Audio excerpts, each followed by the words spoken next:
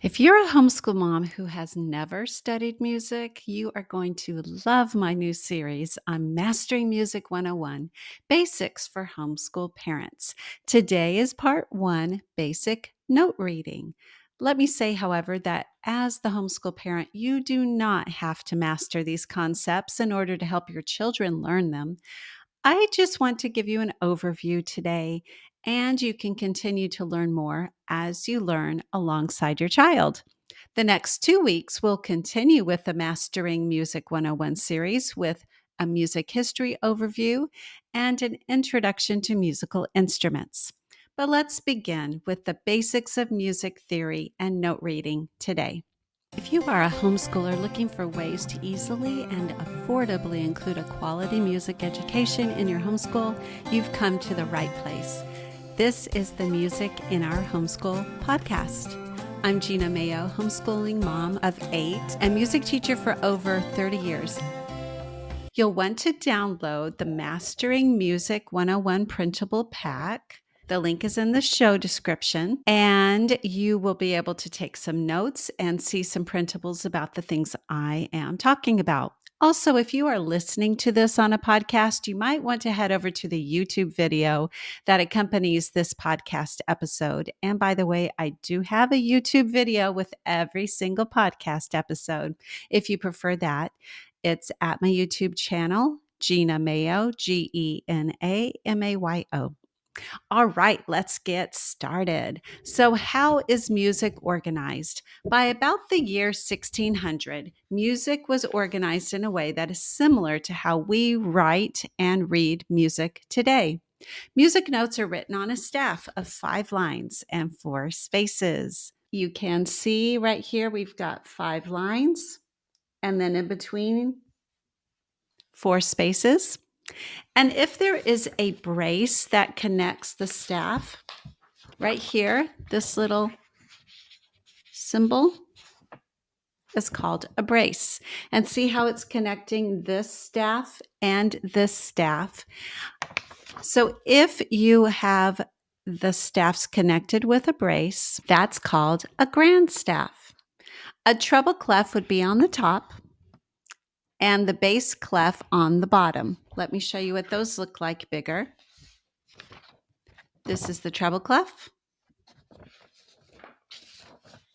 This is the bass clef. So the grand staff is the type of staff organization that a pianist would use or a choir would sing from. The higher notes are on the treble staff and the lower notes are on the bass clef staff.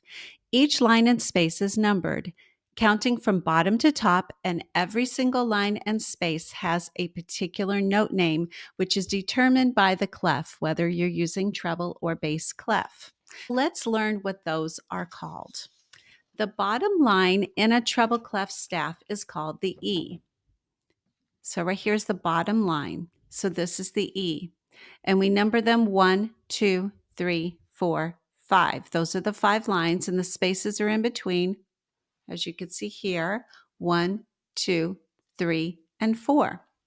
Sometimes we teach kids to memorize a sentence like a mnemonic device to remember the notes of the treble clef staff.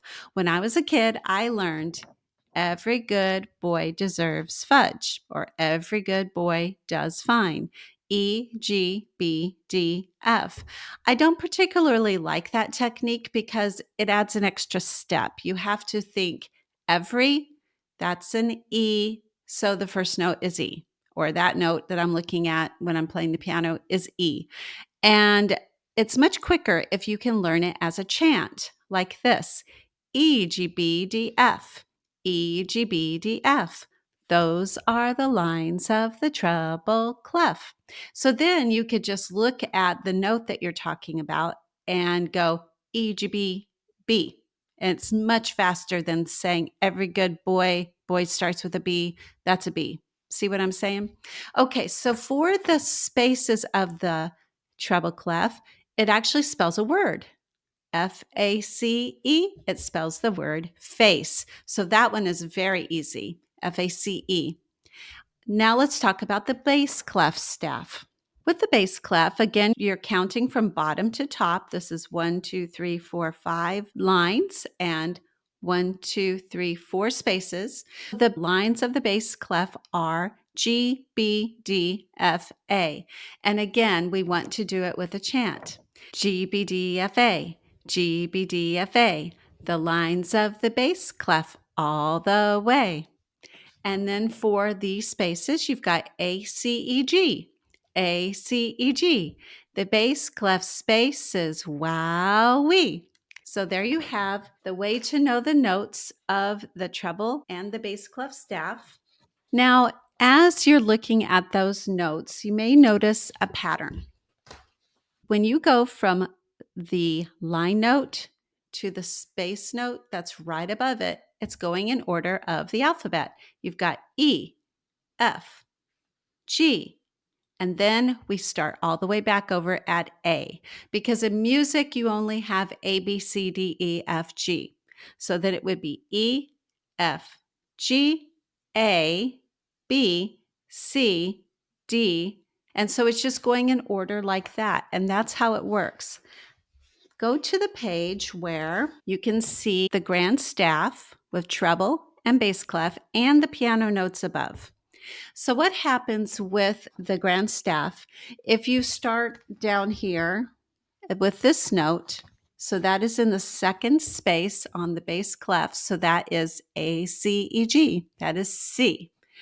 As you're going from space to line note up the staff, you're going higher in pitch and higher in letter in the alphabet. So it'd be C, D, E, F, G, A, B, C.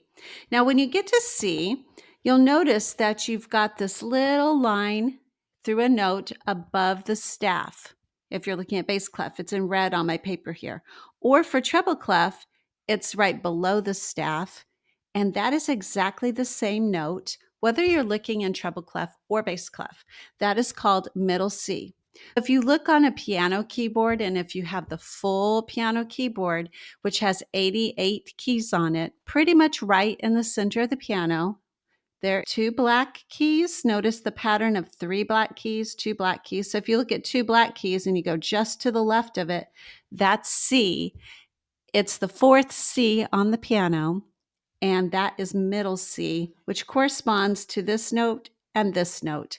So that's a very important note, because a lot of times when you're learning to play the piano, you want to start there and then you can figure out any note above it or any note below it. If you're going the opposite way, that direction down, then you're going backwards in the alphabet. Let's start up here. So this is the third space of the treble clef, spells face, F-A-C, so that's a C. And as we're going down, so you've got C, B, A, then go to G, F, E, D, C. There, you're back to middle C. So that is the basics for reading music, and it's very simple. It just takes practice, just like anything else. I hope you enjoyed learning about some basics with music theory today. I have lots more music theory podcasts that I have done and that I'm planning to do. I've already done one on dynamics, which is loud and soft in music, and tempo, which is the speed of music. I have another one coming up which talks about key signatures, but I would love to know if you have any specific concepts that you'd like to learn about. Maybe you've heard about intervals or chords or anything else. Please look in the show description, and there's a place that says click to send Gena a message, or you can leave a comment, or you can email me at gena@musicinourhomeschool.com. And that's Gena with an E. I have had so much fun talking to you about basic note reading today. I love music theory. And you can find 3 music theory courses if you or one of your students would like to learn more. 2 of those are inside my Music in Our Homeschool Plus membership. I have basic music theory for elementary students and advanced music theory for high school students, which is a very advanced, it's a freshman college level. AP type, of course. But I also have beginning music theory for teens, which is available separately. And you can head over to learn.musicinourhomeschool.com to find all of those. So until next time, when we talk about an overview of music history, keep the music alive.